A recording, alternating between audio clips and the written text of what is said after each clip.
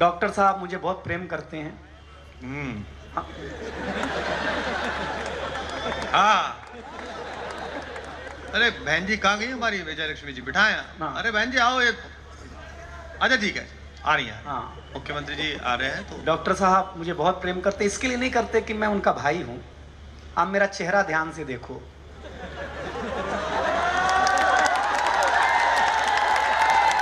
माननीय अरविंद केजरीवाल से मिलता जुलता है। हाँ, वो इसलिए नहीं बाधा मैडम क्योंकि थप्पड़ भी मिल सकती है। तो डॉक्टर साहब इसलिए मुझे प्यार करते हैं कि उनको कुछ बोल नहीं पाते, तो जितनी पीड़ा है उनकी हर रात ठंड में वो मेरे ऊपर उतारते हैं और हर प्रोग्राम में रखते हैं। उनकी पीड़ा मेरा सम्मान हो जाती है जब वो मुझे बुलाते हैं। लेकिन हमारे बीच मुख्य आने कोई नहीं, तो चिंता न कर। तुझे इसलिए खड़ा किया गया ताकि लोग आते जाते रहें। उसको भी हमने इसीलिए खड़ा किया दिल्ली में कि ताकि लोग आते जाते रहें।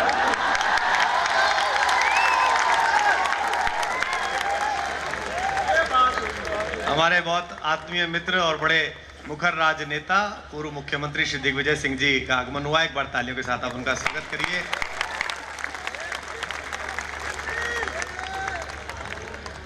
बहुत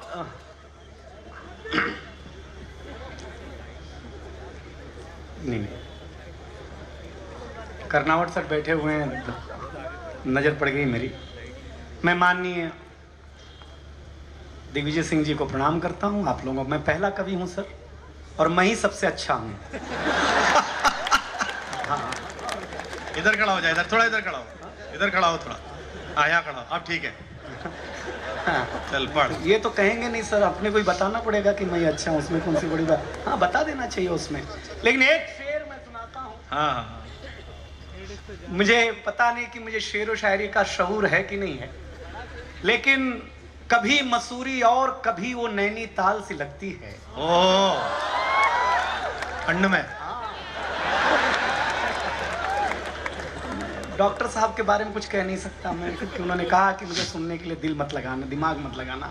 कभी आपका मेरा ये शेर आपकी भीतर की ठंडक को दूर करने में सफल हो तो मुझे आभास कराना। कभी मसूरी और कभी वो नैनीताल सी लगती है, उसकी आंखें झीलों जैसी, वो भोपाल सी लगती है।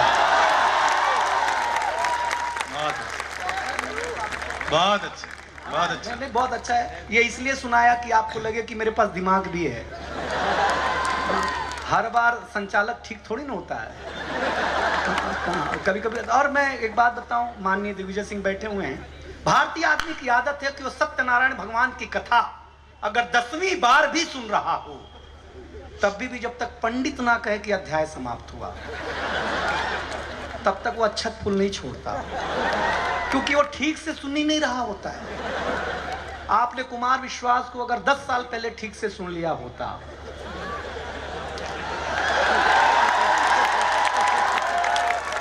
तो आज संचालक मैं होता। बहुत अच्छा, सही बता रहा हूं। लेकिन एक कविता का रंग है। हमें आपसे क्या मिलेगा क्या नहीं मिलेगा मुझे पता नहीं, लेकिन ये आपके हा हू दाद यही हमारे काम आते हैं। यही हमारी क्रीम है, यही हमारे पाउडर हैं, यही हमारे च्यवनप्राश हैं, यही हमारे जो हैं आपका, यही सब है। पतंजलि। हाँ पढ़ पढ़ पढ़। पतंजलि से तो ये भी परेशान है, मैं जानता हूँ ना। अभी तो मुझे याद है कि मैं भोपाल से उतरा, फ्लाइट से बाहर निकला तो एक आदमी ने कुत्ते को बिस्किट खिलाया। तो कुत्ता कभी ऐसे पलटी मारे, कभी ऐसे, कभी ऐसे। हमने पूछा क्या खिलाया भाई? बोले ये पतंजलि का बिस्किट था। खाते इसने योग शुरू कर दिया है भाई साहब। हाँ, ऐसा नहीं तुम। हाँ, सही बताते हैं। उनके तो बिस्किट में तक जान है भाई साहब, उसमें कौन सी बड़ी बात है। लेकिन मैं जानता हूँ मैं किस मंच पर हूँ। मैं ये लोग, मतलब मैं राजनीति पर कुछ बोलता ही नहीं सर, इसलिए नहीं बोलता क्योंकि ये बड़े लोग हैं। ये बोले ना भाई, बच्चे क्यों बोले? हम तो 5 साल के थे तो हमारे पिताजी हमें स्कूल में जमा कराने ले गए। हाँ, पहले लोग जमा ही होते थे, अपने मन से कौन जाता था। हाँ, सही बता रहे हैं। ऐसे ले गए तो ऐसे बगीचे में स्कूल लगा हुआ, ऐसे हम खड़े, ऐसे मेरे पिताजी खड़े, ऐसे मास्टर साहब खड़े। तो मास्टर साहब ने मेरे पिताजी से पूछा, किसका लड़का है? मेरे पिताजी भावुक हो गए, बोले मास्टर साहब आपका ही है। अब मैं टेंशन में कि जिसको मैं 5 साल से बाप समझ रहा हूँ। अध्याय समाप्त हुआ, ताली बजानी। हाँ मैं बता दिया करो, कोई टेंशन। बहुत अच्छे। अध्याय समाप्त बोली वहीं बजाओ। अगर हम में अक्ल होती तो हम ये वातावरण देश को देते क्या? हम तो दूसरों के बताने पे चलते हैं ना, इसलिए मैं भी बता रहा हूँ कि ताली कहाँ बजानी है।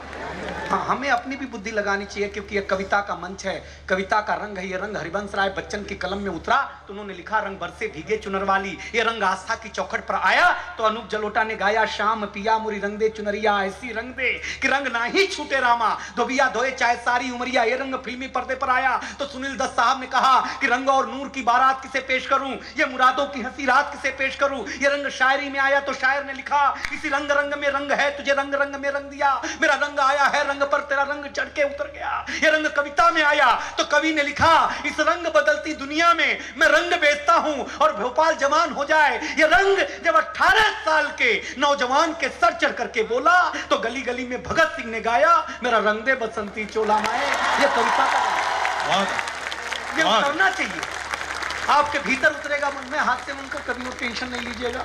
मुझे तो याद है कि मास्टर ने ब्लैक बोर्ड पे लिखा हिंदी, हिंदी के बगल में एक बिंदी लगाई। हमने मास्टर से पूछा ये बिंदी क्या है? बोले अनुस्वार है। हमने कहा सर हमने रविवार सुना, सोमवार सुना, मंगलवार सुना, ये अनुस्वार पहली बार सुना, ये क्या होता है? बोले ये हिंदी का श्रृंगार है। हम घर आए तो हमने देखा हमारी चाची ने बड़ा सा अनुस्वार लगा रखा था। हमने चाची से पूछा, चाची ये कौन है? बोली बाबू ये चाचा है। हम टेंशन में आ गए, चाचा है। हम भाभी के पास गए, हम कहे भाभी ये कौन है? बोले बाबू भैया है। हम शाम को वॉश बेसिन में मुंह धो रहे थे तो देखा चाचा नल की टोंटी से चिटका हुआ है, वॉश बेसिन के आईने से चिटका हुआ है। चाचा को जब हम कमोड पे चिटका हुआ पाया, भाई साहब सही बताए, इतनी दुर्दशा चाचा की एक ही दिन में हमने कभी देखी नहीं भाई साहब। सवेरे माथे पे लगा तो शाम को कहीं भी चिटका दे, तो यार ये क्या बात हुई? अध्याय समाप्त हुआ, ताली बजानी है आप।